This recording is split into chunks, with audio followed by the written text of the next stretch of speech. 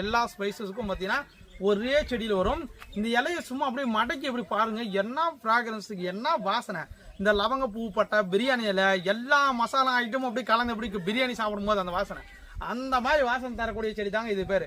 இது வந்து இப்போ தமிழில் வந்து பார்த்தீங்கன்னா சர்வ சுகந்தின்னுவாங்க, ஆல் ஸ்பைசஸ்ன்னு சொல்லுவாங்க. இந்த பிளான்ட் எல்லாமே கிட்டத்தட்ட 4 feet இருக்கு பாருங்க. எல்லாமே வந்து பார்த்தீங்கன்னா எந்த அளவுக்கு நல்லா மெச்சூரான பிளான்ட்ஸ் இங்கே பாருங்க எந்த அளவுக்கு இருக்கு. நீங்கள் பிளான்ட்டோட ஹைட் எல்லாமே நான் எடுத்து வச்சு காட்டுறேன்.